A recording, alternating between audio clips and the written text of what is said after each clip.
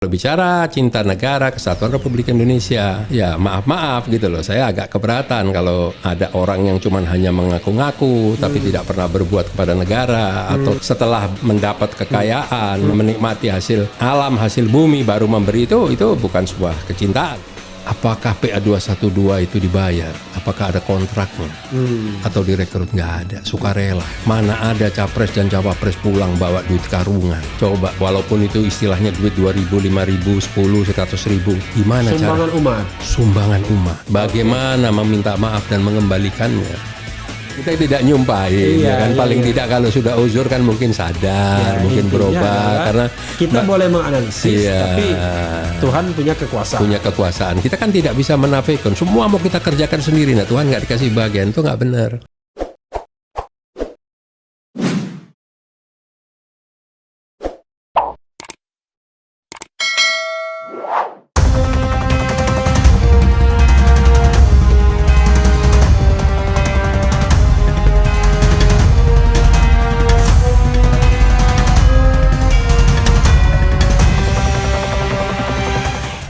Assalamualaikum warahmatullahi wabarakatuh, Sobat RH sekalian. Jumpa lagi kita di channel yang keren ini, Keren Cadas ya. Di depan saya ini ada orang yang kemarin itu pengen saya temui secara langsung, karena yang paling menawan adalah senyumnya. Dan beliau orang penting di GNPF Ulama ya. GNPF itu Gerakan Nasional Pengawal Fatwa Ulama, yang terbentuk tahun kira-kira 2016, Ustadz ya? Iya. Beliau adalah Ustadz Ustadz Yusuf Muhammad Martak. Ya. Oke. Assalamualaikum warahmatullahi wabarakatuh, Ustadz. Waalaikumsalam warahmatullahi wabarakatuh. Oke. Terima kasih Ustadz sudah datang ke tempat saya, dan saya tahu tidak gampang ke sini karena harus lompat ke loteng. Jadi sahabat saya, kalau tidak punya kemampuan untuk naik tangga ke loteng agak susah juga ke sini. Naiknya ya. Semangat, turunnya nanti. Turunnya lebih semangat. Alhamdulillah. Ya. Jadi Ustadz, makasih sudah datang. Dan biasanya di Refli Harun Channel ini saya tanya apa aja, kan? Iya.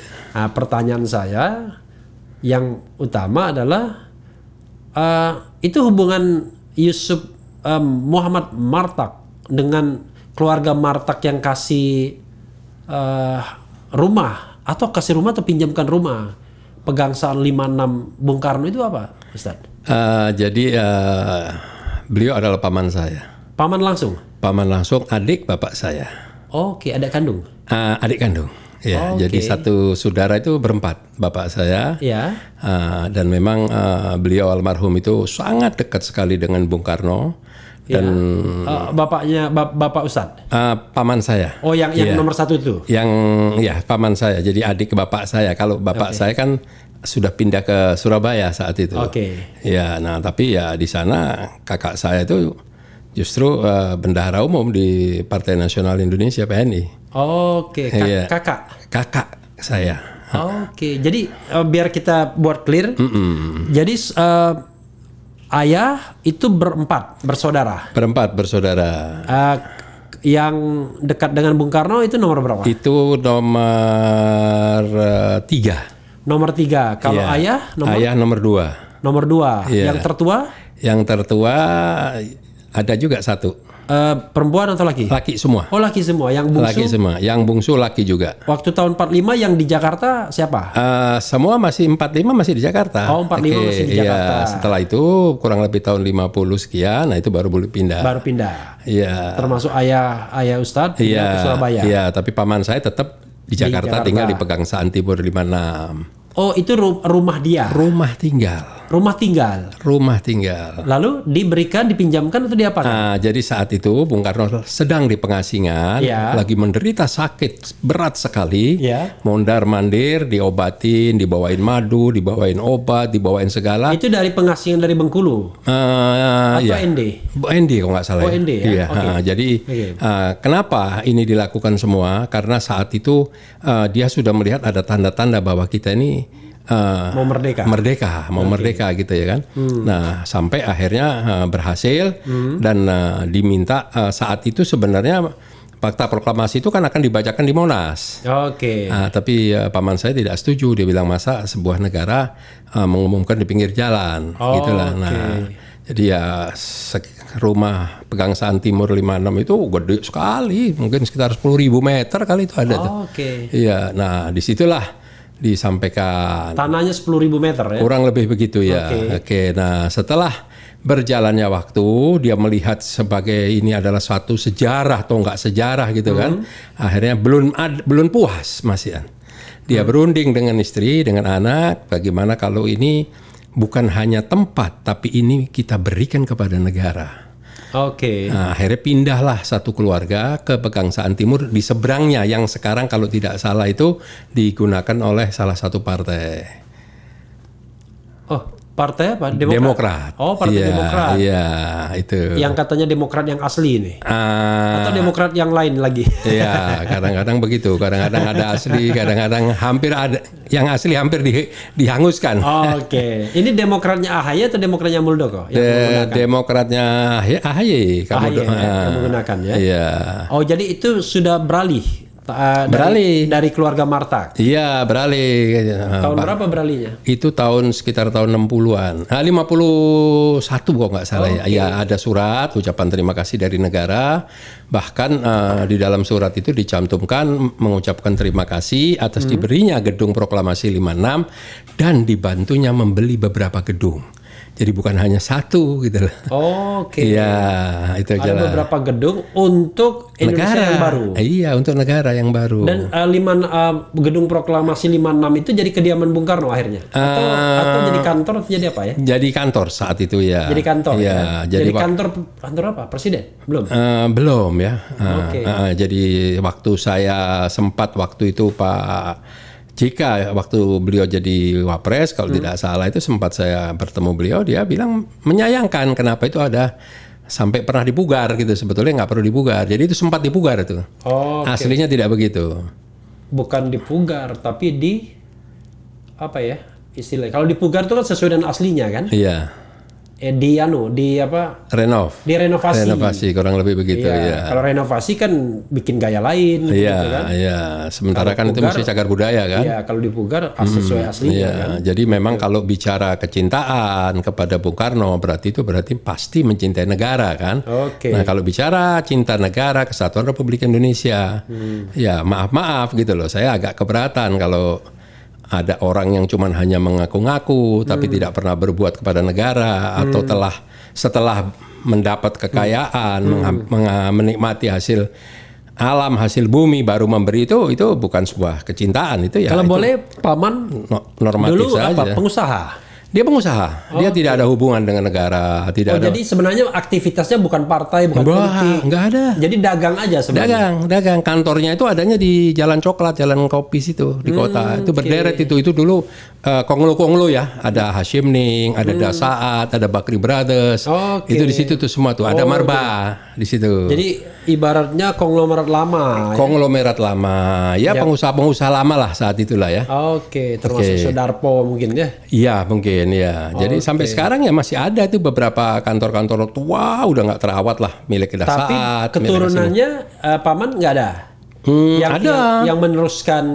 Nggak ada. Ya, mereka dagang-dagang biasa. Jadi semua. Yang dikasihkan itu Pegangsaan 56 yang 10.000. Iya, kurang lebih ya. Kurang lebih segitu, itu. Ya, kurang jadi lebih segitu. Dikasihkan semua. Kasihkan semua. Kok sekarang udah. Itu dikasihkan untuk negara atau untuk Bung Karno? Untuk negara. Untuk negara ya. Ya. Karena ada surat pernyataan dari negara. Iya. Ya, jadi kalau sekarang itu udah nggak tahu deh. Lebih yang jelas. Karena. Yang jelas lebih dari yang diberikan, yang dijanjikan oleh Akiditio lah. Kurang lebih begitulah. Kalau dihargain itu lebih dari Akiditio itu ya? Mungkin bisa 2 kali lipatnya mungkin kali. Dan tidak hoax ya. Asli fisik bulat-bulat. Bulat-bulat ya. Secara Pegangsaan Timur, Menteng ini ya? Menteng. 10.000 meter ya, bisa dibayangkan ya. Sekarang kita bisa kalau dijadikan duit semua, rumah ini ketimbun duit. Dan ponakan-ponakan sepupu saya, anaknya paman saya, sangat sederhana hidupnya sekarang. Oke. Ya istilahnya di bawah inilah ekonominya biasa aja, tapi nggak pusing. Memang dari dulu kita tidak pernah mau mengangkat masalah ini. Oke. Iya, kita anggap memang ini kita ikhlas, orang tua ikhlas. Nah itu barulah mencuat itu pas peristiwa setelah 4/11. Saya nggak tahu dari mana siapa yang memberikan informasi itu ke teman-teman. Nah pada nelpon minta saya ngangkat, saya berkeberatan. Saya bilang nggak mau saya. Gitu. Ini karena memang keluarga sudah tidak pernah mau membicarakan masalah ini, dan itu memang ikhlas diberikan kepada negara lah. Gitu. Ya orang kan mengangkat itu dalam konteks ketika ya sokol keturunan Arab ini dia ragukan nasionalismenya, ya kan? Dianggap radikalis, ya kan? Ekstremis, ya kan? Gitu, kaum berjenggot, ya kira-kira gitu. Makanya kemudian bapaknya Habib Rizik juga pejuang ya? Pejuang, banyak pejuang turunan Arab. Ya, termasuk kakeknya Anis. Anis, iya, itu jelas. Ya. Dan memang benar-benar kecintaannya tulus, nggak ada tendensi apa-apa. Ada juga. Oh iya, bukan saya bilang tidak ada, iya. Cuman jangan dimanipulir sejarah itu, ya kan? Jadi ada juga di BPUPKI, betul. Kan? BPKI, ada juga konstituante. Betul. Oke, sekarang di GNPF Ulama. Iya. Jadi GNPF Ulama itu kurang lebih bagaimana organisasi ini? Berdirinya yang jelas 2016. 2017 ya? Oh 2017? 2017 ya, barunya tadi. Karena kasus Ahok itu 2016. Penistaan Al-Maidah 51 ya kan? Itu 2016. Iya. Pertama kali, jadi waktu 411 itu sudah terbentuk GNPF Ulama belum? 411 itu belum, sudah kan? Sudah. Nah itu 2016. 2016 ya. Iya, sorry. 2016 ya. Okay. Jadi karena saat itu ada dikeluarkannya surat dari Majelis Ulama Indonesia yang namanya bukan fatwa tapi pandangan keagamaan. Karena sesuai waktu itu Ma'ruf Amin. Ketua umumnya yaitu Kiai Ma'ruf Amin. Okay. Ya, gitu. Nah, dan untuk itu dibentuk GNPF. Iya. Untuk mengawal itu. Iya, kenapa harus ada pengawalan? Karena saat itu waktu dilaporkan ada dari aparat menyatakan ini dapat diproses kalau ada fatwa dari MUI. Setelah fatwa atau surat pandangan keagamaan disampaikan tidak kunjung juga diproses. Nah, makanya perlu pengawalan. Perlu pengawalan dan turun berkali-kali, berdarah-darah segala macam. Barulah itu diproses, barulah ditahannya di mana juga nggak jelas. Berarti TP3 kurang gede pengawalannya. Kurang. Terlalu eksklusif barangkali masih ya. TP3 yang kilometer 50? Iya. Ya pengawalannya cukup bagus, karyanya sudah bagus semuanya. Cuman memang perlu konsistensi. Itu penting karena apalagi keadaan saat ini kan. Iya. Karena kalau saya bandingkan. Mungkin kalau yang dulu kan lebih seru konteks politiknya. Kalau ini kan menyangkut betul-betul human right, betul kan? Kehilangan 6 nyawa. Betul. Gitu, tanpa proses yang layak dari negara kan? Benar. Sebenarnya kalau saat itu ya permasalahan itu tidak ansih ada politik gitu ya kan. Kalau seandainya Ahok, saya ngomong jujur ya, kalau seandainya Ahok tidak kepleset, tidak sering emosi, maki-maki, kan itu bisa kita lihat di YouTube-nya Pemprov DKI. Nah, itu kan sering. Nah, ya namanya sudah sering marah-marah ya pasti satu saat ya kepleset lah. Kalau enggak ya nggak ada lagi yang bisa mendung dia pasti jadi saat itu. Itu jadi, karena itulah. Jadi ada soal berkelindan soal-soal lain juga ya. Iya. Gitu. Waktu itu GNPF itu siapa ketuanya pertama? Saat itu Bahtiar Nasir. UBN ya, panggilannya UBN ya. Itu Ustaz Bahtiar Nasir. Ya. Ketua Dewan Pembinanya Habib Muhammad Rizik Syihab. Ketua Dewan Pembinanya Habib Rizik Syihab ya. Jadi di GNPF itu pengurusnya tidak banyak, tapi rata-rata para ulama, para senior, begitulah. Karena memang boleh dikatakan sebagai pemikirnya lah. Gitu. Nah, yang membentuk ya Habib Rizik bersama beberapa pengurus FPI. Oke, gitu. yang membentuk GNPF Ulama itu. Iya, gitu. Kalau kita bilang backbone-nya justru FPI lebih ya. Ya. Backbone-nya Iya, ya. otomatis. Artinya kalau nggak ada FPI mungkin nggak bergerak juga itu barangnya. Susah lah mungkin ya. Ya, jelas sekali. Karena dia punya, dalam tanda kutip, punya jaringan. Punya jaringan, Punya secara struktur sudah terbentuk seluruh Indonesia, iya kan. Terus dari sistem loyalitas semuanya sudah teruji lah semuanya. Berarti tepat dong pemerintah membubarkan FPI. Sebenarnya Ngeri-ngeri sedap. Ngeri-ngeri sedap. Sebenarnya kan tidak semua harus dibubarkan. Iya. Kan bisa dipilah-pilah mana yang salah, mana yang baik. Kan positifnya banyak. Bagaimana waktu menangani rescue seperti di Aceh, di mana-mana kan. Apakah dengan cara itu harus ini? Itu pun pembubaran pun tidak melalui proses hukum. Ya. Ya, itulah. Sudah sering dibahas di Refli Harun Channel. Iya, sudah menjadi berita umum lah. Udah khatam jadi. Jadi ke Ustadz kapan GNPF itu?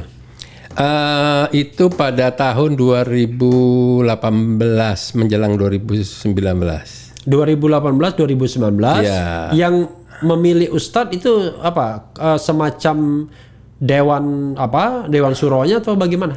Iya, enggak, jadi dari pengurus sendiri. Dari pengurus GNPF itu? Iya, dari pengurus sendiri. Waktu itu Habib Rizik sudah di Mekah. Iya. Jadi karena perlu ada perubahan, karena ini perlu ada, banyak hal lah ya, yang keterkaitan dengan saat itu kan banyak yang dibedik, dihukum, jadi tersangka, termasuk UBD, termasuk UBN juga. Nah, Iya. disitulah pertimbangan supaya organisasi tetap berjalan.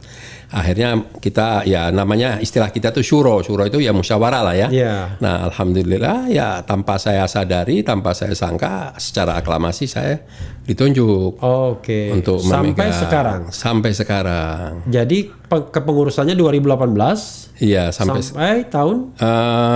Nggak ada belum.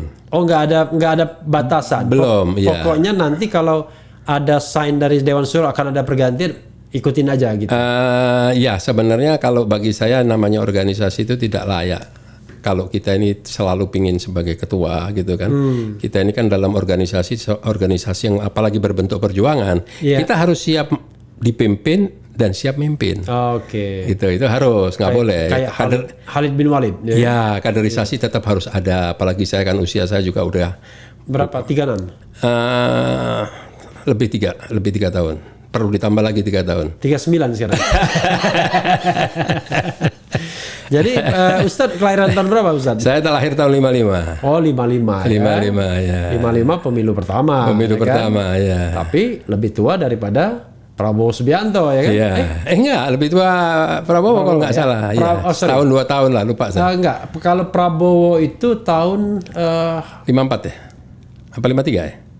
Yang jelas dia 17 Oktober dia 52 kayaknya. Oh 52 ya? 52 ya, 52. Karena saya ingat dia kelahiran tanggal 17 Oktober dan 17 Oktober 53 itu adalah pemberontakannya Angkatan Darat dalam tanda kutip yang mengarahkan tank ke istana itu. Oke.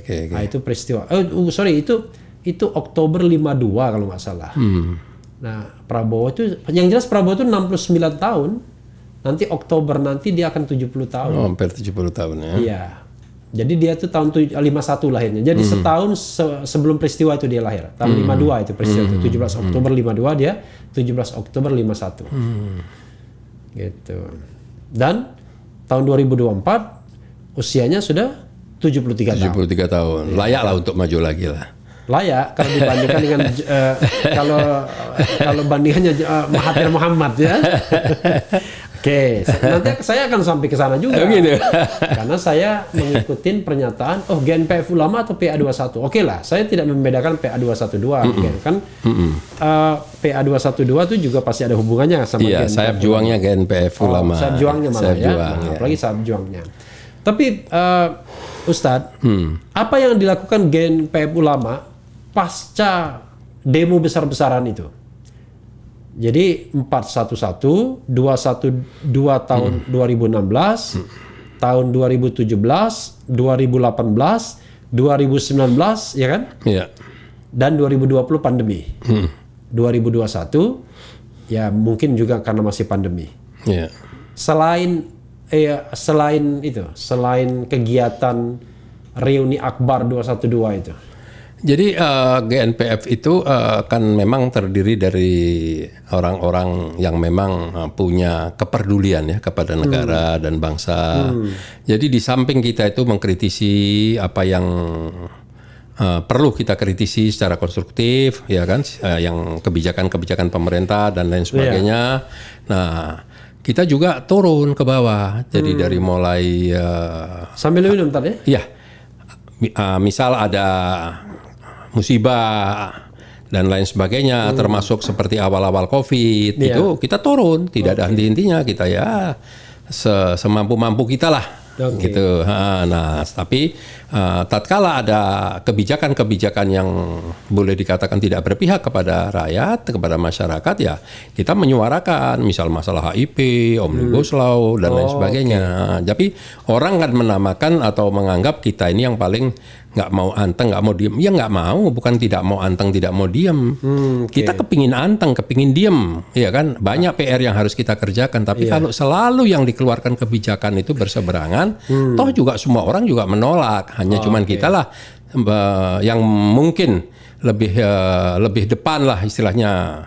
Lebih berani ngambil inisiatif, ya kan. Dan inisiatif itu selalu bergandeng dengan GNPF, PA212, FPI sebelum FPI dibubarkan. Iya. Itu memang 3 serangkai begitu ya? Iya, karena di sini kita menunjukkan bahwa kita ini adalah satu kesatuan ya. Karena kalau kita bergerak masing-masing, berarti kekuatan kita sudah mulai terpecah belah. Karena kita tidak boleh ada perbedaan, karena kita ini kan mewakili komunitas, para ulama, para habaib yang bersama kita, ya itu ya kita harus jaga. Gitu. Memang. Dan itu simpulnya di Habib Rizik? Ya tentu. Ya, itu karena tentu. Saya lihat kok dia hadir semua di situ. Di GNPF Ulama dia Dewan Suro tadi. Dewan Pembina. Dewan Pembina. Dewan Pembina, iya. Di PA212? Di PA212 sama. Sama, Dewan Pembina. Iya. Di FPI Imam Besar. FPI Imam Besarnya, iya. Ya, artinya simpulnya di Habib Rizik. Di Habib Rizik, ya. Ya. Karena Habib Rizik itu sangat reaktif, dalam arti kata cepat, dia tuh mengambil satu kesimpulan tatkala ini harus cepat dikerjakan dan harus cepat disampaikan, disuarakan lah, kurang lebih begitu. Gitu. Nah, jadi karena memang mungkin ya jam terbang beliau, pengalaman beliau, ya kan, ya kita ya yang positif ya kita bisa terima. Itulah yang kita kerjakan. Jadi bukan kita ini, dan setiap kita itu aksi bukan tiba-tiba, kita itu sudah mengadakan pembicaraan, diskusi, kita pernah kita awali dengan kirim surat ke parlemen dan lain sebagainya, tapi ya tanpa ada respon. Tidak ujuk-ujuk gitu. Tidak. Kita diketawain orang nanti tidak. Makanya seperti HIP, alhamdulillah yang tadinya antara pemerintah dengan parlemen saling melempar tanggung jawab. Parlemen bilang itu surat sudah ada, RUU itu sudah ada di pemerintah bilang nanti kalau sudah dikirim dari DPR kita akan menolak atau apalah saat itu kan. Ternyata waktu kami berkunjung, kami ke DPR, saya sebagai ketua delegasinya ya yang menemui kita ya wakil-wakil ya, kalau ketuanya nggak pernah mau turun. Ketua DPR siapa? Puan. Puan ya? Iya, Puan. Masih tetap yang dulu, masih belum diganti, masih tetap. Ini cerita yang sekarang ya? Iya. Saya ingatnya yang dulu, jangan-jangan. Karena ini cerita hip-hip ya kan? Kelompok hip-hip itu kan munculnya 2020. Nah, kalau bicara yang dulu sedikit, saya juga punya story. Jadi saat itu saya bersama Munarman dengan Ustadz Edi Mulyadi, kalau nggak salah dengan Ustadz Al-Khotot, menyampaikan keluhan-keluhan itu kepada Ketua DPR yang lama. Tapi alhamdulillah di akhir jawabannya cukup memuaskan bahwa kami ini tidak bisa berbuat apa-apa. Coba bayangin. Mau kemana kita mengadu? Ya kan? Nah ini bukan ngarang-ngarang, terus story gitu lah. Makanya bukan saya mengarang-arang atau mengandai-andai, ini ya harus saya sampaikan. Nah disitulah makanya kami melihat mau kemana lagi kita ini mau menyampaikan aspirasi ini. Kalau Ketua DPR saja sudah menyatakan. Ketua DPR yang lalu siapa? Kalau nggak salah. Karena banyak soalnya. Kan Ketua DPR itu ya kan pertama kali ya kan ada Setia Novanto. Iya, terus diganti ya. Ada Ade Komarudin. Iya. Kemudian ada Setia Novanto lagi. Ada sekarang Bambang Susatyo yang ya kan. Ini makanya kalau dibilang ketua DPR sebelumnya yang mana? Yang saya pernah bertemu adalah Bambang Susatyo. Oh, Bambang Susatyo. Iya, ya kita hormati dengan apa alasan itu kita hormati saja. Tapi ya kita pulang ya sedih lah. Hati ini ya kan. Bagaimana? Apa yang harus kita sampaikan? Mau tidak mau ya kita sampaikan kepada komunitas yang menitipkan amanat pada kita. Kan itu kan banyak ormas yang bergabung. Kita ini kan hanya sebagai delegasi mewakili ormas-ormas tertentu gitu. Oke. Tidak bisa berbuat apa-apa, apalagi Refli Harun di channelnya ya kan. Mungkin banyak bisa lah. Banyak bisa ya menyuarakan sesuatu. Sesuatu ya. Karena tidak ada agenda politiknya. Nah, ya kan? Itulah kelebihannya. Sama. Nothing tulus. Iya, betul. Jadi intinya adalah kan kalau GNPF itu raison d'être-nya adalah untuk mengawal fatwa ulama atau katakanlah apa istilahnya tadi Ustaz ngomong pertimbangan pandangan ulama. Iya. Soal pandangan keagamaan. Pandangan keagamaan. Awalnya kan GNP Gerakan Nasional Pengawal Fatwa MUI awalnya. Iya kan? Iya. Nah, sekarang Gerakan Nasional Pengawal Fatwa Ulama. Iya, jadi kalau nanti antum Prof Refli jadi ulama ya ngeluarin fatwa kita kawal. Oke, jadi gitu. Fatwa ulama itu tidak harus MUI tapi ulama secara in general jadinya. In general, selama itu. Oh, jadi waktu UBN menjadi ketuanya itu fatwa MUI saja. MUI, ya. Ketika Ustadz menjadi ketua sudah fatwa ulama. Fatwa ulama. Oke, dan ulama itu ya yang respected lah kira-kira ya, yang didengar. Kan tidak setiap yang mengaku ulama. Oh ya, tentu, ya kan? tentu, ya, tentu. Oke. Dan itu memang keinginan dari Majelis Ulama Indonesia kan sudah selesai kata saat itu kata ketua umum. Ketua umumnya tetap saat itu Kiai Ma'ruf Amin. Saya dalam posisi ada di pengurusan Majelis Ulama Indonesia. Udah selesai buat keluar aja di luar. Ya paling tidak ya memang betul juga karena marwah MUI kan Majelis Ulama Indonesia itu kan mewakili seluruh masyarakat Indonesia kan, gitu. Ya kita terima, kita ganti. Jadi, itu zaman kepemimpinan saya. Oh, jadi GNPF ulama, bukan GNPF lagi ulama. GNPF MUI. MUI. Oke, nah itu bedanya. Jadi GNPF ulama itu adalah mengawal fatwa-fatwa ulama. Iya, apabila ada fatwa yang perlu dikeluarkan, ya kan? Misalnya. Rekomendasi ulama itu ijtima gitu. Iya, semacam ijtima dan lain sebagainya, ya kan. Fatwa itu tidak harus dalam bentuk surat, gitu kan. Karena jadi begini, tolong dipahami tahapan proses kita mengambil satu kesimpulan dan mengambil satu keputusan itu harus melalui pertimbangan-pertimbangan keagamaan. Oke. Kenapa? Dari 411, 212 yang pertama, yang kedua, dan yang ketiga, keempat belum pernah terjadi sesuatu pun kejadian secara nyata. Dalam arti kata aman-aman, ya kan? Karena memang kita tidak pernah punya agenda dan dilarang memang kita melakukan segala sesuatu. Artinya itu betul-betul aman. 212-nya aman, pas iya, iya. Kalau 411 itu kan sebenarnya kan batas waktu demo itu kan jam 18. Iya. Nah kita itu mulai merasakan tembakan-tembakan gas air mata itu belum jam 16, jam 18. Dan itu pun, itu pun menurut saya seandainya saat itu sudah menginjak jam 18, saya pikir aparat tidak layak melakukan itu. Kenapa saya nyatakan begitu? Di dalam istana sedang terjadi perundingan. Ada Wapres, ada Menko Polhukam, ada Kapolri, lengkap. Presiden nggak ada tapi. Presiden ada perlu pergi ke Cengkareng kalau nggak salah atau kemana saya nggak tahu lah ya. Presiden nggak ada. Oke. Nah di situ perwakilan juga dari GNPF, dari FPI ada di dalam kiai-kiai. Nah di negara manapun, di situasi manapun, bagaimanapun yang namanya sedang terjadi perundingan itu gencatan senjata. Iya. Itulah kita ditembakin. Ya bukan semuanya lah. Kena gas air mata. Itu kalau nggak salah di rumah sakit Budi Mulia itu 165 orang. Ada yang korban jiwa waktu itu? Nggak ada, alhamdulillah. Satu ya, kalau nggak salah ya, satu ya. Oke. Tapi yang kena pengaruh gas air mata yang dirawat sampai di berapa hari itu diantaranya almarhum Ustadz Arifin Ilham, terus Ustadz Ali Jaber. Oke. Itu 165 korbannya. Jadi ulama-ulama tumpah ruah di sana. Tumpah ruah semua di sana. Oke. Tumpah ruah di sana. Nah, bagaimana dibilang itu kebijakan tidak berseberangan, tidak bertentangan kalau sudah semua hampir ulama ada di situ? Oke. Nggak ada ulama yang tidak ikut saat itu semua. Termasuk dari NU, dari Muhammadiyah. Semua. Kalau di acara kita, acara 14.212 itu kan hanya bajunya saja yang tidak kelihatan. Banyak PNS, banyak ini, banyak semua. Oke. Dan semua dari unsur organisasi keagamaan. Semua. Iya. Jadi di situ tidak bisa diklaim bahwa ini hanya misalnya mewakili komunitas kelompok organisasi agama tertentu. Tidak. Ya? Semuanya ya. Tidak. Bahkan waktu istimewa tahun 2000 bukan istimewa, waktu reuni 2019 sebelum acara itu saya mengundang lintas agama di Hotel Sofyan. Oke. Ada dari Hindu, Katolik, Nasrani, Buddha, Diundang semua. juga guys. Akhirnya mereka hadir semua. Oh, tahun 2019.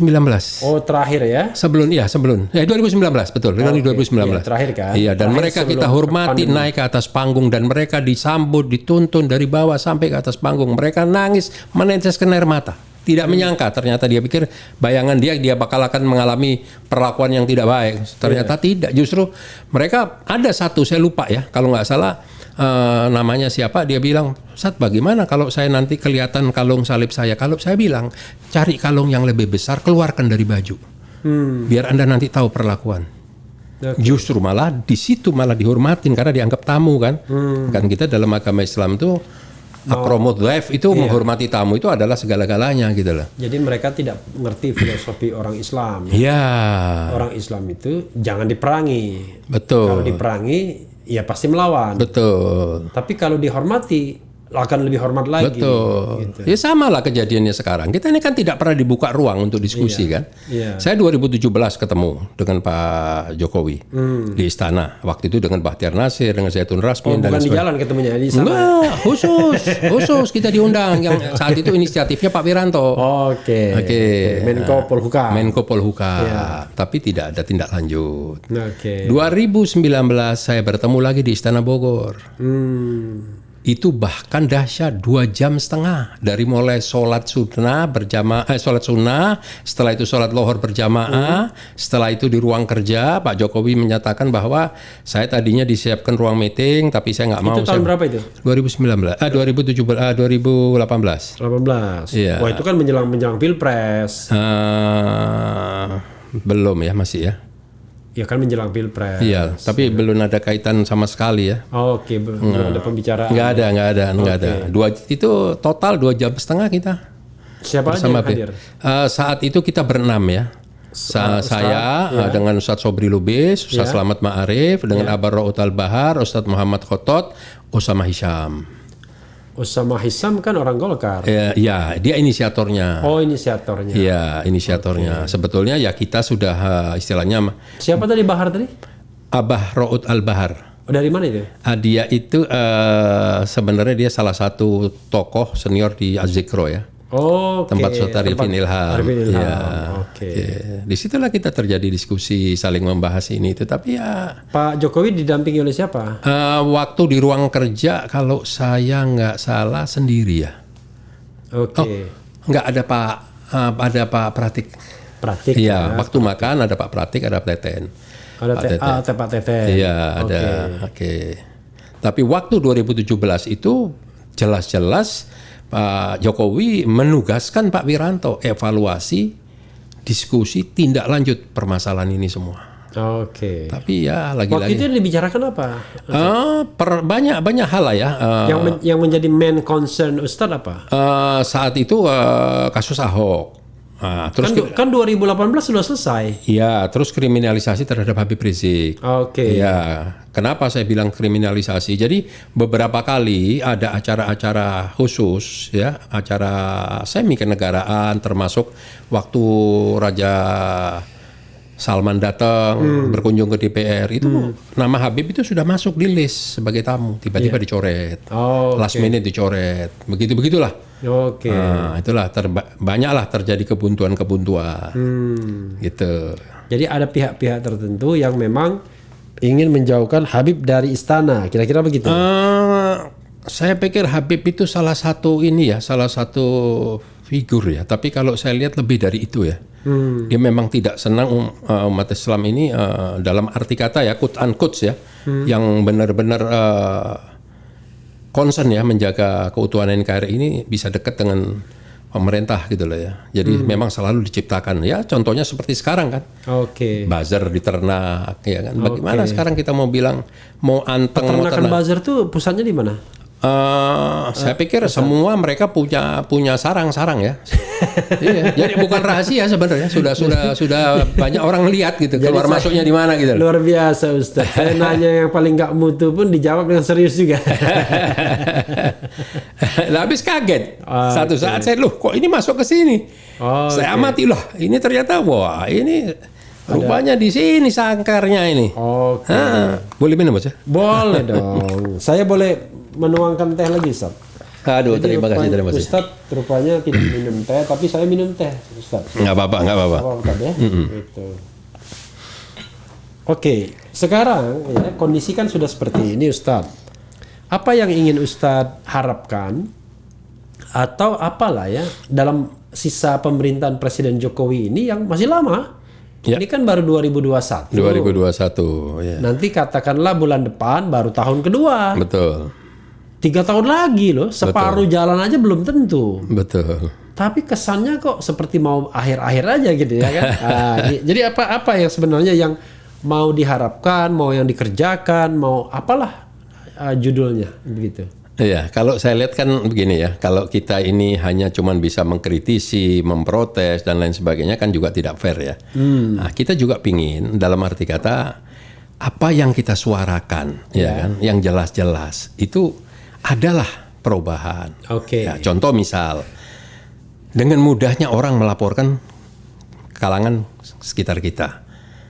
Misalnya? Jam 12 dilaporin, jam 1 sudah dipanggil. Atau kadang-kadang dicokok. Misal, harus konkret. Iya konkret, banyak. Misal siapa? Iya banyak. Contoh kayak orang anak-anak FPI. Munarman. Nah, kalau Munarman lain lagi itu kan. Itu memang udah diincar lama. Iya kan. Nah, tapi kalau laporan-laporan yang disampaikan oleh kita maupun orang lain tentang orang-orang yang tadi saya bilang di ternak, hampir tidak pernah ada yang diproses. Jadi mereka merasa kebal hukum. Karena mereka merasa kebal hukum, terus-terusan begini. Nah, contohnya siapa? Ya banyak, ada Abu Janda, ada Denny Sergar dan lain sebagainya. Itu kan jelas-jelas ada Armando. Iya kan? Kenapa saya mesti sebut nama? Ya ini bukan rahasia sudah. Itu, makanya saya kan daripada kita tutup-tutupin nama kan orang udah tahu semua kan. Betul. Iya kan? Mereka menyerang segala orang. Kita pun saya pun kenal juga tidak, tapi dia sebut-sebut fam saya. Contoh misal Martak loh, Martak itu kan banyak. Kalau saya hantam sergar yang lain kan pasti tersinggung. Nah, kalau nggak ngerti, nggak paham, yang sopan. Nah, kalau mau mengkritisi, mau protes, mau apa, ya yang konstruktif lah, gitu. Karena ini kan yang kita sampaikan ini kan bab membangun negara dalam arti kata. Nah, kenapa kok kita selalu begini? Karena contoh sekarang misal masalah HIP, masalah Omnibus Law dan masalah-masalah lain. Ini kan semua kayak dipaksakan di saat musim pandemi. Undang-undang Minerba, terus undang-undang perlindungan penggunaan dana COVID. Ini kan jadi aneh. Kok ada sesuatu yang mestinya harus diaudit dan lain sebagainya, tapi ini sudah dibuatlah peraturan-peraturan, ya kan? Iya, tapi kalau saya lihat concern GNPF Ulama itu tidak hanya soal di keumatan ya, tapi juga soal kenegaraan ya. Oh ya, otomatis. Otomatis karena itu darah itu sudah mengalir dari semenjak saya dilahirkan, jadi ya nggak akan bisa berhenti seperti Habib Rizik. Jangan diharap bisa berhenti, nggak mungkin. Nah itulah yang tadi tidak bisa dilokalisir, hanya udahlah ulama itu ngomong saja soal keagamaan, padahal soal keagamaan dan keumatan itu seperti dua sisi dari mata uang yang sama. Ini kan yang kejadian sekarang ini kan sudah mulai menyisihkan agama, menyisihkan ulama. Ya inilah yang terjadi sekarang. Tapi begini Ustadz ya, di kalangan Islam sendiri kan selalu ada kontroversi kan. Jadi yang memang berjarak dengan pemerintah ada, atau memang sengaja di-exclude ya, dikasih jarak. Tapi kan yang direkrut ke istana juga ada juga. Banyak kan ulama-ulama. Bahkan ulama-ulama yang respected, dihormati. Banyak. Artinya problemnya kan bukan di Pak Jokowi, problemnya di ulama sendiri. Ya, pertanyaan sekarang yang dimaksud ada yang punya ketokohannya jelas, namanya juga jelas. Pertanyaannya, suaranya jelas nggak? Oke. Disampaikan nggak? Itu pun pernah saya sampaikan ke Pak Jokowi dulu. Jadi waktu Pak Jokowi menyampaikan pada saya, pada kita ya saat itu, saya tidak memusuhi umat Islam. Saya kalau ke daerah selalu berkunjung ke pondok pesantren. Saya di sini sering mengundang ormas-ormas Islam. Ya saya sampaikan Pak Jokowi nggak salah, betul. Tapi yang terjadi kebuntuan komunikasi itu dengan kita-kita, tapi yang Bapak undang ini ormas-ormas yang tidak ada kaitannya, dalam arti kata tidak punya permasalahan apa-apa. Dan sayangnya mereka tidak menyampaikan ini aspirasi. Tidak kami rasakan lah, kalau saya bilang tidak sama sekali nggak mungkin lah ya. Mereka asik-asik aja kira-kira gitu. Mungkin asik-asik aja mereka, nggak juga di kutak-atik negara ya kan. Sementara yang direpresi ini yang bermasalah kan? Kalau kita misal ada waktu mulai kita dideketin saat itu oleh Pak Wiranto, kita mau dipertemukan, itu yang kita siapkan bukan baju sama jaket sama jas sama peci, bahan apa yang akan kita diskusikan. Nah, mungkin di kelompok yang berbeda ini, wah ini besok ketemu presiden nih, kita mesti rapi, mesti begini. Ya udah, salah rahat-rahatan saja kalau menurut saya. Ini versi pribadi saya, maaf ya. Saya tidak mengecilkan, tidak mengkerdilkan apa yang pernah dilakukan oleh para ormas-ormas dan lain sebagainya. Tapi kan pasti kita bisa merasakan perubahannya, gitu lah. Nah, kalau seandainya itu disampaikan, ya kan, oleh para ulama, saya yakin Pak Presiden pasti akan melakukan perubahan.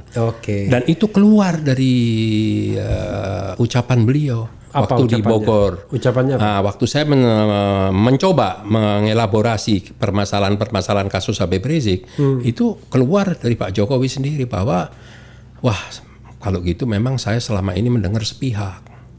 Itu keluar. Saya tidak mungkin berani ngomong kalau tidak real. Bahkan yang kedua, beliau nanya, apa yang harus saya sampaikan?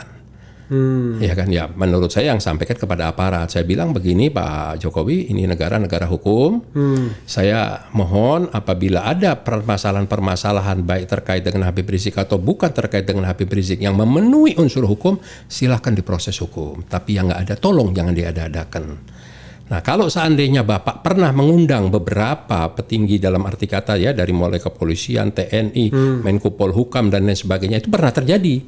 Diundanglah mereka untuk membahas permasalahan Habib Rizik.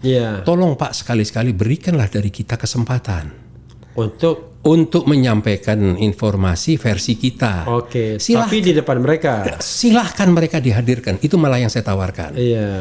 Nah, jadi supaya Bapak mendengar benar-benar dua pihak yang jelas. Karena Bapak sebagai pemimpin negara, Bapak adalah presiden kita juga. Itu ucapan saya, nggak kurang nggak lebih. Jadi sebenarnya menurut Ustadz ada upaya untuk disinformasi kepada presiden mengenai Habib Rizik. Atau ada pihak-pihak yang ingin memberikan citra yang buruk kepada HRS di mata presiden. Iya, pasti. Gitu. Pasti. Bagaimana motifnya politik? Motifnya politik gitu loh, karena kan konkretnya kan Habib itu kan selalu tidak mudah ditundukkan, tidak istilahnya dia lebih senang dengan oposisi, mengkritisi dari luar. Nah ini mungkin pemerintah yang sekarang ini tidak siap untuk hal ini. Gitu, kalau pemerintah sebelumnya kan ya itu normatif saja gitu loh. Ya kan? Santai kan sebenarnya nggak perlu repot. Kalau mau nggak repot, ini juga bisa nggak repot. Ada majelis ulama. Tapi kan kalau nggak repot kan nggak ada kerjaan. Nah itu. Luar biasa. Tidak ada kerjaan dan tidak ada kenikmatan. Tidak ada kenikmatan, tidak ada pemasukan. Mungkin, tapi. Ya pastilah. Dari mana? Ya. Dari mana mereka bisa hidup senang-senang begitu kan? Mana ada orang mau setiap hari kerjanya menghujat orang, memaki orang, menjelekkan agama segala. Bayangin ngaku Islam, ngejelekin Islam terus nggak berhenti. Kalau tidak, ini komunis kalau saya bilang. Pasti komunis, nggak mungkin. Itu kan gaya-gaya komunis tahun 60-an sekian. Itu. Tapi Ustadz belum jawab pertanyaan saya. Apa tuh? ini 3 tahun lagi masa pemerintahan. Ya nggak apa-apa.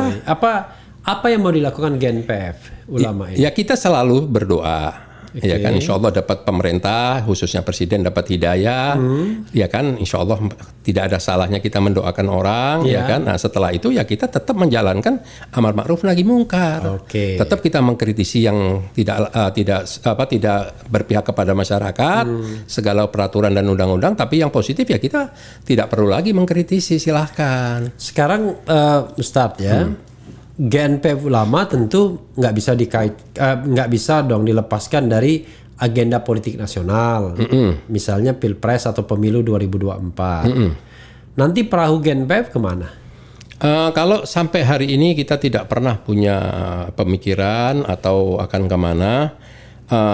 Kalau seandainya kita ini seperti di 2019 itu kan bukan hanya karena kita ini sebagai murni pendukung, tidak sebenarnya. Kita hanya ingin pergantian kepemimpinan.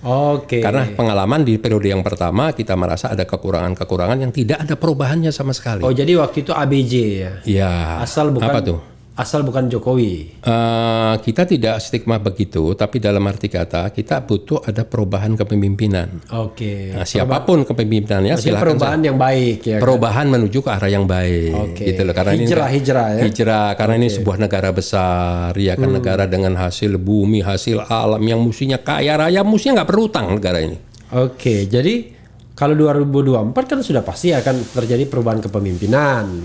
Kalau tidak ada 3 periode atau perpanjangan masa jabatan. Tapi katakan let's say asumsinya adalah akan ada perubahan kepemimpinan.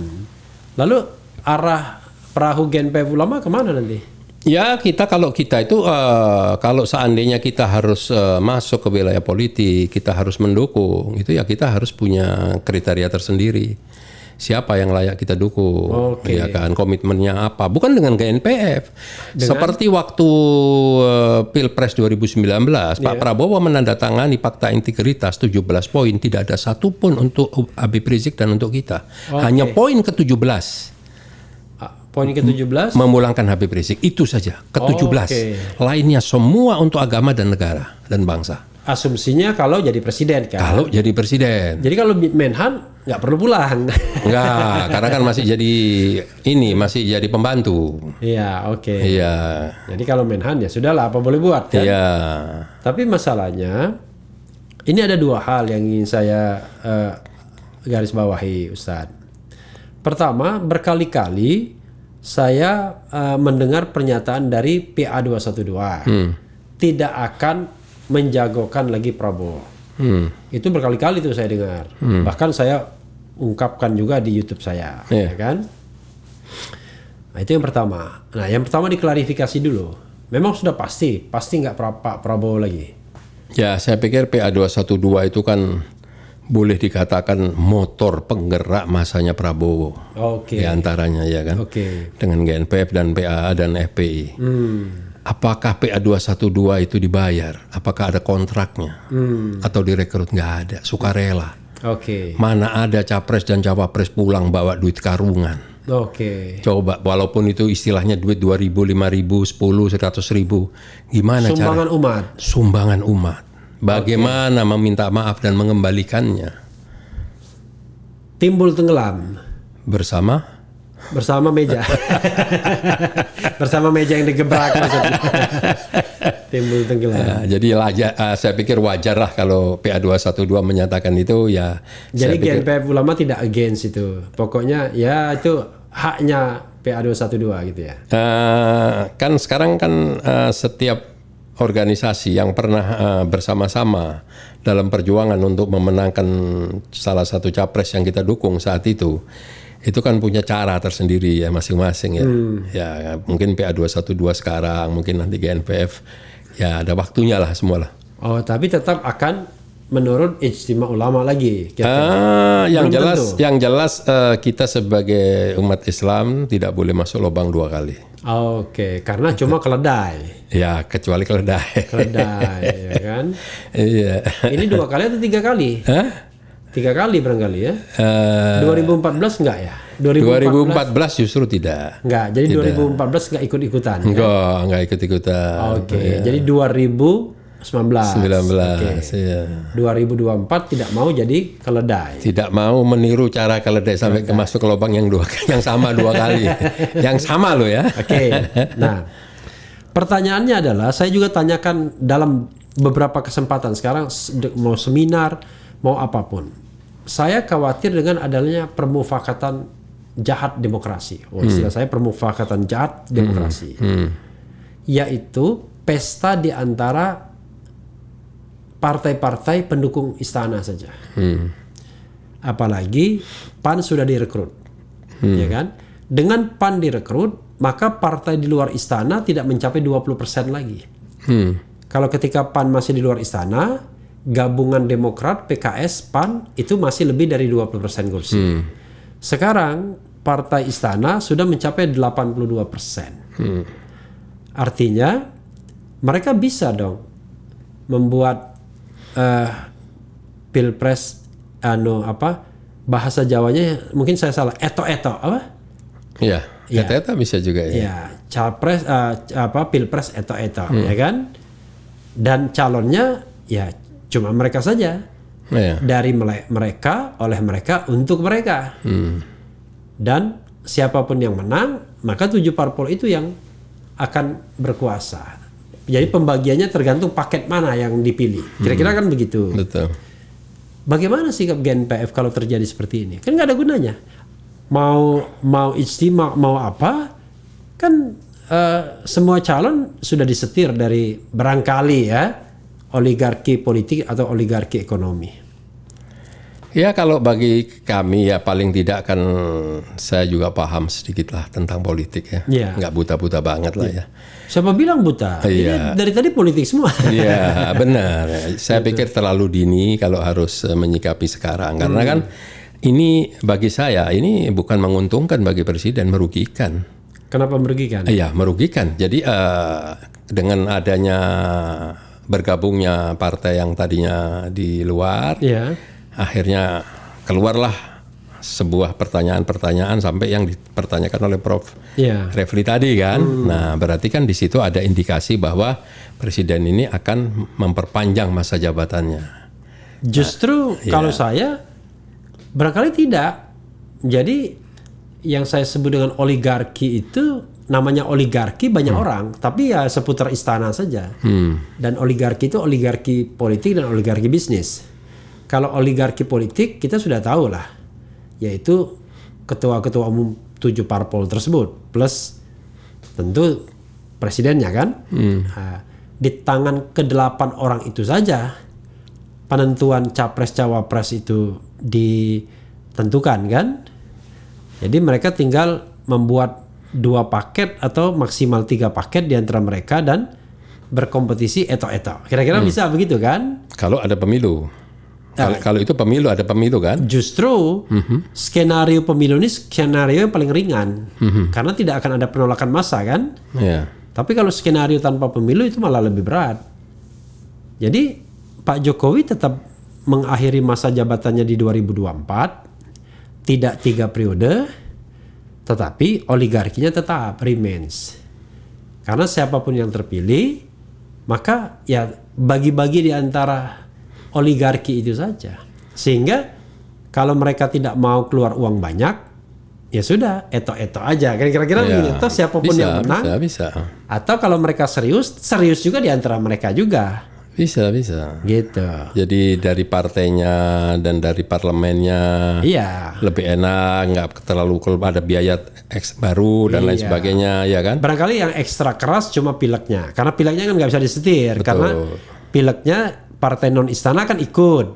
Siapa tahu tiba-tiba malah juara kan? Betul. Tapi kalau pilpresnya partai non istana cuman gigit jari, nggak diajak kan? Apalagi ada pernyataan dari salah satu sekjen partai besar, kami tidak akan melibatkan partai A dan partai B katanya. Kalau partai A ideologinya berbeda, kalau partai B nggak cocok. Kira-kira begitu ya kan? Jadi padahal di luar itu ada partai-partai Islam baru. Ada partai umat, Masyumi, tambah gak bisa lagi pengaruhnya apa-apa. Selain juga belum tentu bisa ikut pemilu, ya yang jelas tidak bisa mencalonkan presiden dan wakil presiden karena tidak punya kursi kan. tidak punya suara. Nah, GNPF Ulama apa upayanya untuk ini? Ya, kalau karena ini menurut saya titik krusial yang akan menentukan wajah demokrasi kita ke depan. Gagal di sini, maka sesungguhnya kita akan mengalami penderitaan yang panjang. Pasti. Terhadap pulihnya demokrasi dan reformasi kita. Pasti.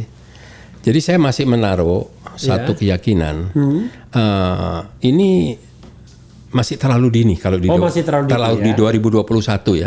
Saya yakin di tahun 2022 awal atau menengah, ya kan itu kan ada pergantian. Contoh misal pilkada di beberapa daerah yang sudah habis masanya seperti DKI, Jatim dan lain sebagainya. Itu kan pasti terjadi perubahan. Apakah pertanyaan saya, apakah partai-partai besar ya seperti Golkar, Gerindra, Nasdem dan lain sebagainya, apakah juga mereka akan terus begini sampai 2024 dan 2029? Maksudnya terus akrab. Ya, mereka dalam arti kata mereka kan juga pingin dong mengambil peluang kekuasaan kan? Ya, untuk pilkada mereka kan gentleman agreement. Silakan kita berkelahi di pilkada. Silakan berkelahi di pileg karena kita nggak mungkin damai kan? Tapi di pilpres kan kita bisa damai katanya kan? Ya, tapi diskus pembicaraan itu sudah ada yang kayaknya di sana, tapi mereka juga udah punya ancar-ancar sendiri nantinya. Itu biasa terjadi di setiap mau menjelang pemilu kan? Artinya Ustadz masih yakin bahwa masih ada peluang demokratisasi. 2009 pernah terjadi contohnya kan 2009. Kenapa? Itu kan pernah terjadi asal bukan si A. Udah semuanya itu bisa mengkristal ke situ gitu lah. Saya kok kalau 2019 itu malah punya analisis yang berbeda, walaupun nggak etis menyampaikannya.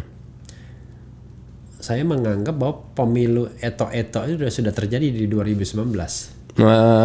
Ya sebenarnya kan banyak orang yang menganalisa bahwa lebih bagus kalau calonnya yang sekarang, yang saat 2019 lah, daripada orang lain. Ya memang tanda-tanda itu ada, bukan tidak ada. Kami merasakan itu. Itu kami merasakan. Karena kan makanya yang saya bilang oligarki politik dan bisnis bermain. Pasti. Jadi salah satunya adalah bagaimana memastikan lawannya jangan yang lain. Kira-kira begitu kan? Tapi kita kan punya pengalaman, Bang Refli. Tahun 2017 pilkada, kurang kekuatan apa mengkristalnya, berapa partai mendukung, toh yang menang juga Anies juga. Ya, tetapi pengalaman itu tidak bisa kita. Ya, tapi akhirnya kan oligarki ini juga pintar dia. Oh, berarti jangan ciptakan open competition. Ya pasti. Ya kan? Ya mereka tidak akan berani. Karena kalau open competition, walaupun calonnya itu katakanlah di atas kertas tidak begitu kuat, tapi kalau dia open competition dan genuine election, maka peluang itu selalu ada. Tapi kalau misalnya calonnya di antara oligarki sendiri, ya kita mau ngapain? Kita nggak punya calon, kan? Kekuatan pro demokrasi kan nggak punya calon, mau ngapain? Karena siapapun yang menang, ya dia juga yang akan berkuasa. Betul. Makanya saya mendefinisikannya bukan kekuasaan Presiden Jokowi, tapi kekuasaan oligarki yang saat ini berkuasa. Gitu. Tapi kan ada partai-partai itu kan beda partai kan beda gaya kepemimpinan. Ya. Beda gaya atau beda kekuatan ketua umumnya. Ya. Nah, ya contoh misal Golkar itu kan sangat dinamis partai itu kan, nggak sebodoh itu kan. Mungkin sekarang hari ini mungkin ketua umumnya punya ambisi. Dia melakukan pendekatan. Nah, tapi kan satu saat saya nggak yakin itu semua. Tapi 2024 kepengurusan partainya tetap. Makanya Golkar misalnya konon ya, salah satu yang menolak pengunduran presiden di 2027 karena pergantian ketua umumnya di 2024 pasca pemilu. Betul. Artinya sampai 2024 tidak akan ada perubahan kebijakan. Betul. Dari sisi ketua umum. Betul. Tapi Ustadz jangan lupa juga, kan ada cara lain. Bagaimana kata Prof Mahfud politik saling sandera kan? Iya. Tinggal dikutak-katik aja kira-kira masalahnya di mana? Rasanya kalau orang partai politik kalau nggak ada masalah hukum itu aneh rasanya. Iya. Kan gitu. Konkretnya gini, kalau boleh saya lebih dalam lagi ya. Iya, justru pengen dalam gitu. Iya, kan tidak sedikit dari mereka itu yang sudah ada komunikasi dengan kita. Oke. Walaupun kita anggap masih basa-basi gitu kan, tapi kita tidak pernah mau merespon positif. Ya kita bilang bolehlah kalau kita mau menjalin komunikasi hubungan boleh-boleh saja, tapi tidak di dalam kapasitas mendukung dan lain sebagainya. Tapi mereka sudah mulai, makanya saya masih punya keyakinan. Makanya saya ketawa melihat pola-pola itu. Nah, pikir itu pastilah 2022 akan terjadi perubahan yang mendasar nantilah. Apalagi dengan kondisi saat ini. Kita nggak fair dong kalau kita pingin pergantian kepemimpinan atau tidak setuju adanya perpanjangan 3 tahun atau 3 periode atau selamanya. Kalau seandainya ini telah dijalankan dengan baik. Ya kan, sementara sekarang kan terjadi permasalahan nggak ada henti-hentinya kan. Gitu. Kalau saya pribadi Ustadz, saya menganggap bahwa 3 periode dan pengunduran pemilu itu rasanya mungkin nggak akan terjadi. Kalau menurut saya, karena itu terlalu berat. Terlalu berat, setuju. Ya kan? Nah, justru yang saya khawatirkan tadi dengan direkrutnya PAN itu adalah tanda bahwa oligarki itu akan berputar di antara mereka saja tanpa pihak lain bisa mengutak-atiknya. Nah, jadi kalau misalnya ada pihak-pihak yang berkomunikasi keluar, ya mungkin awalnya cek ombak aja, testing the water. Tapi perubahan terakhir ini sepertinya mengarah ke sana. Karena kan tidak ada kebutuhan untuk misalnya memperkuat kabinet dan lain sebagainya. Orang sudah terlalu tambun dan gemuk kan. Tapi memastikan bahwa tidak ada calon lain itu penting. Jadi partai luar istana kekuatannya cuma 18% dan tidak bisa mencalonkan pasangan presiden. Dan GNPF Ulama kalau mau misalnya mendukung salah satu calon, ya hanya disodorkan calon dari 7 parpol itu saja yang sudah dibuat, di-create mungkin oligarki politik yang berkuasa saat ini. Kalau kita melihat pengalaman 2019, last minute itu hampir terjadi perubahan. Justru partai yang tadinya sudah firm mendukung pasangan nomor 2, itu terjadi lobby-lobby dan saya sempat 2-3 kali duduk bersama untuk membicarakan adanya calon yang lain. Cuman ada 1-2 partai yang sudah terlanjur bergabung dengan 01 terlambat dan terlalu lama memberi jawaban. Nah, saya nggak tahu tentang hal apa. Jadi itu saya anggap politik itu dinamis lah bagi saya. Nah, tapi perlu dicatat dalam hal ini GNPF ini bukan hanya semata-mata dukung-mendukung calon A, calon B enggak. Siapapun bagi kami nggak ada masalah. Nah, selama kebijakannya berpihak kepada negara dan bangsa itu aja. Jangan mengganggu kelangsungan beragama, semua agama. Tapi dan mungkin sebagainya. enggak kalau dari rahim yang sama itu akan muncul kebijakan yang berbeda. Kan gini, orang banyak mengatakan gini. Yang paling dikhawatirkan di Indonesia ini adalah oligarki politik dan bisnis. Terutama bisnis, oligarki bisnis yang membiayai. Yang paling bahaya itu bisnis. Yang membiayai politik itu. Iya, itu yang paling bahaya. Ya kan? Iya. Dan pasti mereka sudah menghitung kan. Bahkan barangkali orang mengatakan bisa saja melibatkan kekuatan asing misalnya. Yang memang powerful saat ini. Nah, sekarang kalau misalnya dari rahim seperti itu, Ustadz, apakah mungkin muncul pemimpin yang adil? Ya, tentu kemungkinan kecil. Iya. Ya kan, tapi paling tidak upaya itu kan tetap akan diupayakan ya oleh kita yang memang selalu di posisi oposisi. Dan yang berikutnya saya masih punya keyakinan partai-partai ini kan polanya sudah berbeda. Kalau sekarang kan satu sama lain tersandera kan. Pemainnya, playmakernya ini ya istilahnya full team lah. Udah tahu cara-cara itu kan. Tapi di 2024 ini kan banyak yang sudah mulai uzur gitu loh. Mudah-mudahan ya sudah tidak ada lagi di dunia ini pemain-pemainnya. Ya kan? Ya ini fair aja kan. Memang begitu ceritanya kan. Jadi Ustadz ini ingin yang namanya kalau petinju itu saved by the bell. Ya kan? Jadi sudah mau dipukul, mau jatuh, tapi tiba-tiba tong, bel berbunyi, selamat kita kan. Selamat. Jadi saved by the bell itu tadi yang tadi ada yang meninggalkan alam fana ini. Iya kan? Allahu alam ya. Iya, kita tidak nyumpahin ya kan. Paling tidak kalau sudah uzur kan mungkin sadar, mungkin berubah karena kita boleh menganalisis, tapi Tuhan punya kekuasaan. Punya kekuasaan. Kita kan tidak bisa menafikan. Semua mau kita kerjakan sendiri. Nah, Tuhan nggak dikasih bagian itu nggak benar. benar. Kita utamakan qadar, takdir dari Allah, pertolongan, ya kan? Itu dari Allah tuh mutlak. Karena mereka juga punya istri, punya anak, punya cucu, punya segala kan. Mereka kan juga pastilah masih punya hati nurani lah. Ya? Itu penting lah. Hati nurani itu bukan Hanura ya, hati nurani ya. Karena Hanura belum lolos. Jadi partai yang tidak masuk dalam 9, apalagi 7 ya kan. Oke Ustadz, last word, last statement apa Ustadz? Ya, saya selalu berharap pertama-tama kepada pemerintah, ya kan, paling tidak sedikitlah mendengar apa yang telah kita sampaikan, ya kan. Kan tidak mungkin yang kita sampaikan ini semua salah. Kalau perlu mendapat input dan lain sebagainya, silahkanlah. Kalau memang tidak layak menemui kami kan bisa mengutus, ya kan, perwakilan dan lain sebagainya supaya mendengar aspirasi kita itu apa. Nah, itulah yang menjadi pembahasan. Nah, silahkan setelah itu pemerintah tidak ada salahnya apabila ingin menjalankan program-programnya, ya kan. Nah, kalau seandainya semua dipaksakan, hari ini saya dapat informasi yang sangat mengkhawatirkan dijualnya beberapa aset-aset termasuk jalan tol. Ada di beberapa jalan tol yang menderita kerugian besar-besaran. Nah, ini apakah ini mau dipaksakan? Investasi itu yang model apa? Mana investasi yang menguntungkan? Ini yang menjadi pertanyaan besar. Itulah.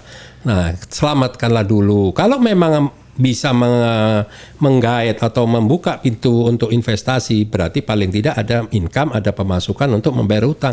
Tapi kalau terus malah menumpuk hutang, ya apa yang dimaksud investasi masuk itu apa? Nah, investasi itu masuk kalau ada kemudahan regulasi, tidak berbelit-belitnya perizinan dan lain sebagainya, dan negara ini kondisinya aman. Nah, kalau masih buzzer berkeliaran kayak begini, orang kan masuk investor tapi investor buruk, investor yang memang yang biasa main kong kali kong seperti yang disebutkan oleh Pak Faisal Basri kemarin. Kalau investor yang baik ya dia pengen kondisi yang baik pula. Kalau sekarang kita menggali sesuatu atau mengerjakan sesuatu dari Indonesia yang keuntungannya 80%, 70%, semua orang berani spekulasi. Sekali gali bisa untung 2-3 kali, gagal ya masih untung. Nah, ini kan yang dilakukan. Pernah nggak transparansi dibuka? Ini ada investor ini sedang membangun ini, income buat Indonesia hasilnya ini, manfaatnya ini, tenaga kerjanya ini, kan nggak ada ini semua ini. Kan nggak pernah ada transparansi yang dijelaskan. Yang jelas sekarang ini BUMN itu utang-utangnya rata-rata sudah jatuh tempo. Sudah. Jadi untuk membayar utang yang sudah jatuh tempo itu terpasang utang lagi. Jadi utang dibayar lagi dengan utang.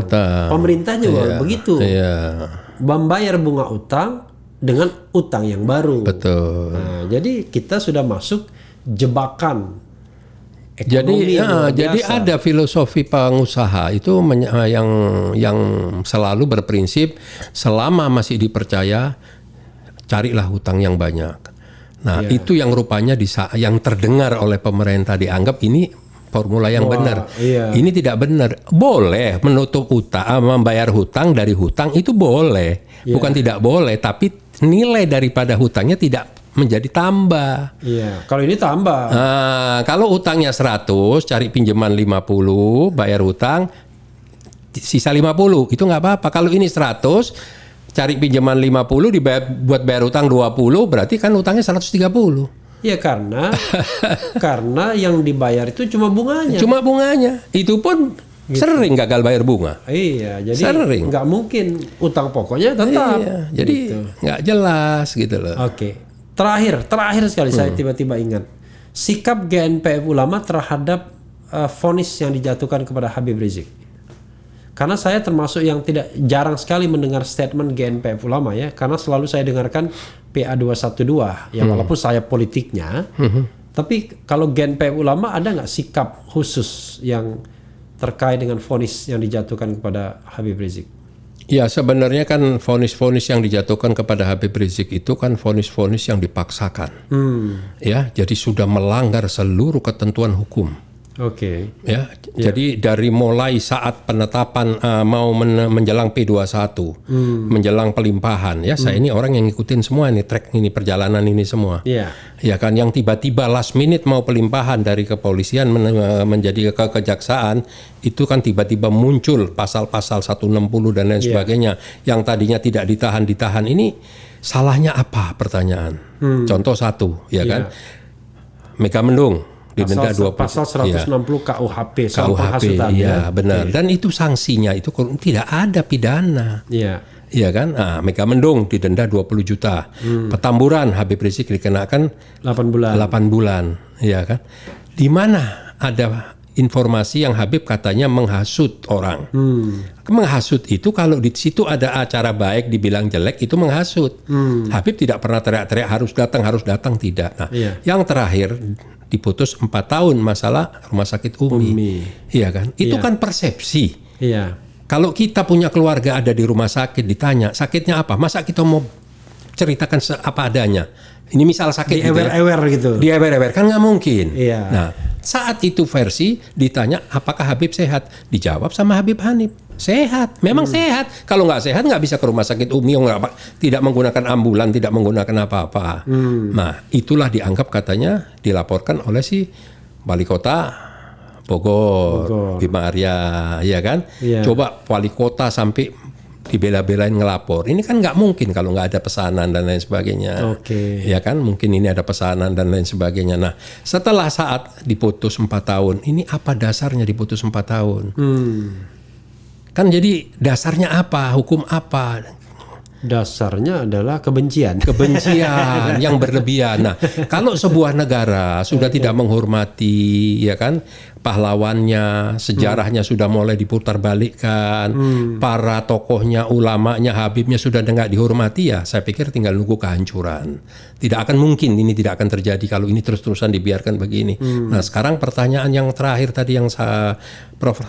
Refli sampaikan atas apa gimana sikap GNPF? Ya GNPF sekarang sedang berjuang bagaimana caranya masih mengajukan kasasi. Oke. Jadi itu GNPF bagian dari itu ya? Bagian dari itu dan sekarang mengajukan surat lagi kita mungkin besok atau lusa kita akan menyampaikan surat penangguhan, penahanan.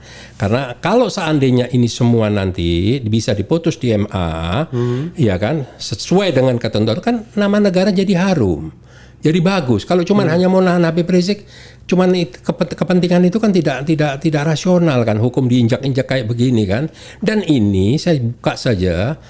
Ini bukan tidak ada upaya aparat yang mendatangi kejaksaan segala. Tanpa dia sadari, tanpa dia anggap ini semua tidak ada yang tahu, justru orang kejaksaan sendiri yang cerita kepada pengacara dan lain sebagainya, gitu loh.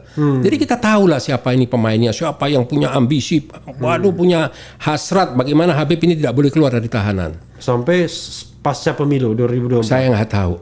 Apa yang ada di benak mereka saya nggak ngerti gitu. Cuman yang saya sayangkan kenapa hukum sudah tidak bisa ditegakkan lagi. Jadi kan sudah lengkap dari mulai aparat yang sini sampai aparat sini, tinggal terakhir nanti adalah di Mahkamah Agung. Tuh ya kita tetap Mahkamah Agung sebagai harapan terakhir. Harapan terakhir. Ya karena kan biar bagaimanapun kan ya prosedur kita jalani. Semua kita jalani. Nah, kalau dibanding dengan kekeruhan atau membuat keonaran, mana lebih onar orang yang tiba-tiba nggak ada angin, nggak ada hujan, ngumumkan akan menyumbang 2 triliun, melibatkan Kapolda, melibatkan profesi dokter, ternyata big zero. Kok nggak diproses? Kok nggak ditindaklanjut? Kok nggak ada sanksi hukum? Oh, ini yang mau dipertontonkan. Nah, ini kan berarti bukan, bagi saya kondisi saat ini negara ini tidak mencerminkan atau ada bagaimana ya, tidak seperti pemerintah yang sebenarnya kalau menurut saya. Kayaknya ada di belakang ada pengendali yang sangat kuat gitu kalau saya lihat ya. Ini bukan seperti Indonesia yang dibayangkan paman Ustadz, ya kan? Betul sekali. Ketika menyumbangkan rumah atau kediamannya kepada negara. Betul sekali. Kan yang dibayangkan kan negara yang merdeka, melindungi segenap bangsa dan seluruh tumpah darah. Betul. Ya kan? gitu, memberikan keadilan sosial bagi seluruh Indonesia. Betul. Itu yang kita tidak punya tujuan apa-apa, kita tidak ingin apa-apa. Kita hanya cuman pingin ada satu perubahan yang mendasar, karena kan paling tidak sekarang dengan adanya pandemi atau COVID ini kan banyak ini rakyat yang menderita, yang lain kehilangan lapangan pekerjaan dan lain sebagainya nih, kan nggak ada yang mikirin tentang hal-hal ini kan. PPKM diperpanjang, PPKM diperpanjang. Ya dari awal udah salah kelola kok. Iya kan? Kalau tidak salah kelola dari awal, libatkan kementerian yang terkait, libatkan profesi dokter, libatkan pemerintah daerah, libatkan MUI, ormas-ormas, pesantren dan pondok, selesai ini. Jadi kalau PPKM versi itu banyak macam-macam ya. Iya. Jadi PPKM di sini Pak Presiden kapan mendengarkan? Kapan mendengarkan? Iya. Bukan yang lain. Ya Ustadz, terima kasih ya banyak atas sharingnya ya yang luar biasa. Dan memang kalau kita interview seperti ini, Sobat Era sekalian, memang harus reading between the lines. Nggak bisa juga kita above the lines ya, tidak bisa juga kita angkat ke permukaan semua ya. Betul. Jadi kadang-kadang ya terpaksa bahasa silat dipakai ya, kan? Atau bahasa main biliar dipakai karena memang negara kita ya belumlah menjadi negara yang demokrasi. Betul. Ya, sebagaimana yang kita pahami ya. Ya, itu saja pembicaraan dengan Ustadz Yusuf Muhammad Martak. Mudah-mudahan bermanfaat, dan kita nanti akan ketemu lagi dengan edisi-edisi lainnya. Cia. Keren cerdas.